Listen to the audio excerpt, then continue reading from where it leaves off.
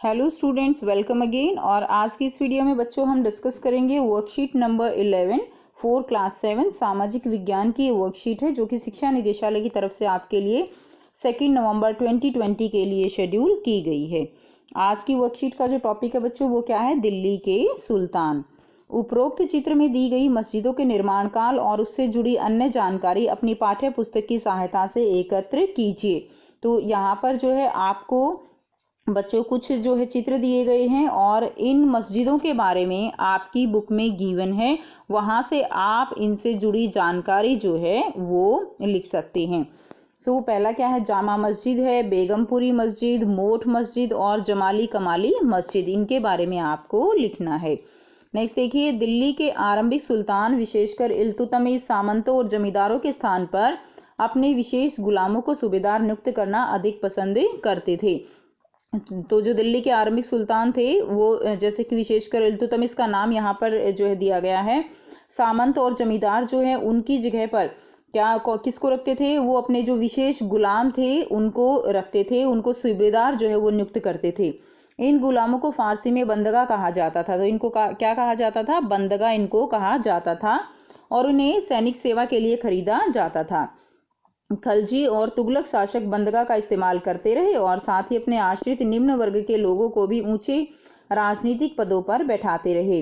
तो खलजी और तुगलक शासक जो है वो बंदगा का इस्तेमाल करते रहे और अपने जो निम्न वर्ग के लोग थे, यानी जो उनके शासन काल में, उनके शासन में, राज्य में जो निम्न वर्ग के लोग थे, ठीक है, उनको जो है वो ऊंचे राजनीतिक पदों पर बैठाते रहे।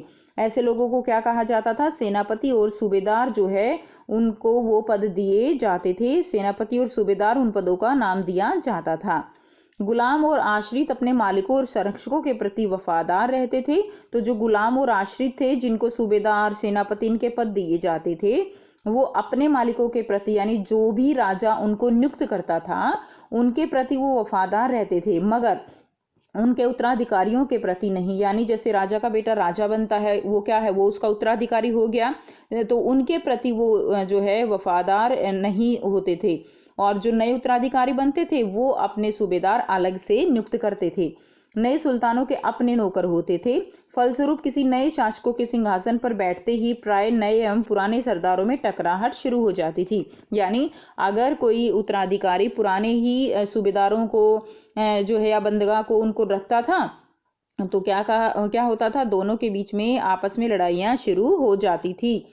अब देखिए, सुल्तानों की तरह खलजी और तुगलक शासकों ने अपने भी सेनानायकों को भिन्न भिन्न आकार के इलाकों के सूबेदार के रूप में नियुक्त किया। तो सुल्तानों की तरह ही खलजी और तुगलक शासकों ने भी सेनानायकों को भिन्न भिन्न आकार के इलाकों के सूबेदार जो है उनको जो है नियुक्त कर दिया।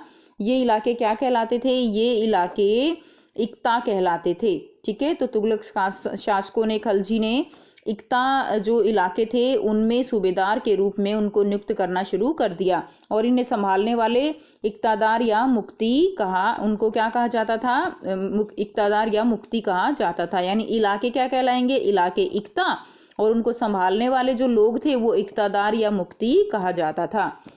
अब यहाँ पर दिया गया है कि मुफ्ती का क्या फर्ज था। तो मुफ्ती का फर्ज था सैनिक अभियानों का नेतृत्व करना और अपने इक्तों में कानून और व्यवस्था बनाए रखना। तो जो मुफ्ती थे, इक्तदार थे, वो क्या करते थे, सैनिक अभियान में नेतृत्व करते थे, कानून व्यवस्था बनाए रखते थे। यानी जो भी उनके इलाके में इस तरह की व्यवस्थाएं होती थी वो सारा कार्य इक्तदार यानी मुफ्ती को करना पड़ता था। अपनी सैनिक सेवाओं के बदले वेतन के रूप में मुफ्ती अपने इलाके से राजस्व की वसूली किया करते थे। ठीक है, जो राजस्व जो है उसको इकट्ठा करते थे। राजस्व के रूप में मिली रकम से ही वे अपने सैनिकों को तनख्वाह भी देते थे। तो उसी रकम से जो कर वसूला जाता था, राजस्व वसूला जाता था, उसी से वो अपने सैनिकों को तनख्वाह देते थे। मुफ्ती लोगों पर काबू रखने का सबसे प्रभावी तरीका यह था कि उनका पद जो है वंश परंपरा से न चले और उन्हें कोई भी इक्ता थोड़े थोड़े समय के लिए मिले। तो देखो बच्चों, यहाँ पर आप समझिए कि मुफ्ती लोग जो थे, यानी जिनको इलाके दिए जाते थे, उन पर जो खिलजी थे, तुगलकी थे, वो कैसे उन पर काबू रखते थे। तो उनको क्या करता था, उनको जो है थोड़े थोड़े समय बाद इक्ता उनके बदल दिए जाते थे। उनका जैसे ट्रांसफर होता है ना, स्थानांतरण, वो उनका कर दिया जाता था। अलग अलग इक्ता उनको दे दिया जाता था ताकि उनका उस जगह पर एकाधिकार ना हो जाए।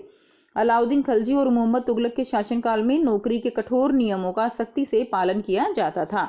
तो मोहम्मद तुगलक या अलाउद्दीन खलजी, उनके समय में नौकरी के जो है सख्त नियम होते थे जिनका पालन उनको करना पड़ता था। अलाउद्दीन खलजी के शासनकाल में भू राजस्व के निर्धारण और वसूली के राज्य अपने नियंत्रण में ले आया और क्या हुआ, स्थानीय सामंतों से कर लगाने का अधिकार छीन लिया गया। ठीक है, और स्वयं उन्हें कर देने के लिए बाध्य किया गया, यानी अब कर इकट्ठा नहीं किया जाता था, लोगों को एक तरह से बाध्य किया गया कि वे स्वयं ही अपना कर जमा करवाएं। पहले कर इकट्ठा करने की प्रचलन थी, बाद में जो है लोगों को इस तरह से बाध्य किया गया कि वो खुद ही अपना कर जमा कराएं। उस समय उनसे 3 कर लिए जाते थे। तो कौन से कर? एक तो कृषि पर कर लिया जाता था जिसे खराज कहा जाता था, ठीक है, जो किसानों की उपज का लगभग 50% होता था। ठीक है, और मवेशियों पर यानी जो पशु पालते थे उनके ऊपर कर लिया जाता था, और साथ ही घरों पर जो है वो कर लिया जाता था। यानी यहाँ से 3 तरह के कर जो है हो गए। अब यहाँ पर देखिए कुछ क्वेश्चन दिए गए हैं। फर्स्ट क्या है, यदि आप सल्तनत काल में इक्तादार होते तो आपको कौन से कार्य करने पड़ते? तो देखिए जो इक्तादार हैं उनको कौन से कार्य करने पड़ेंगे। यहाँ पर दिया गया है मुक्ति का फर्ज था, तो वो उनके कार्य क्या होंगे? तो आप यहाँ से लिखेंगे नंबर 1 सैनिक अभियानों का नेतृत्व करना। ठीक है, नंबर 2 अपने इक्तों में कानून और शासन व्यवस्था बनाए रखना। और ठीक है, और ये हो गया कानून व्यवस्था बनाए रखना, नंबर 2 हो गया। और नंबर 3 करेंगे राजस्व की वसूली। तो बेटा 3 पॉइंट आप लिखेंगे। नंबर 1 सैनिक अभियानों का नेतृत्व करना, नंबर 2 इक्तों में कानून और व्यवस्था बनाए रखना, नंबर 3 राजस्व की वसूली। तो ये 3 जो है यहाँ से पॉइंट आप लिखेंगे, ये कार्य आपको करने होते। नेक्स्ट देखिए, अलाउद्दीन खलजी के शासनकाल में कर प्रणाली की विशेषताओं का वर्णन कीजिए। तो अलाउद्दीन खलजी के शासनकाल में कर प्रणाली जो है वो 3 तरह के कर लिए जाते थे। हमने अभी पढ़ा कि उस समय 3 जो है तरह के कर लिए जाते थे। तो यहाँ से आप लिखेंगे पहला क्या है, ठीक है, कृषि पर जिसे खराज कहा जाता था और जो किसान की उपज का लगभग 50% होता था, दूसरा मवेशियों पर और तीसरा घरों पर। तो 3 तरह के कर प्रणाली की जो है यहाँ पर विशेषताएं थी, 3 तरह की कर प्रणाली यहाँ पर लागू की गई थी। तो ये आपका दूसरे क्वेश्चन का आंसर हो जाएगा।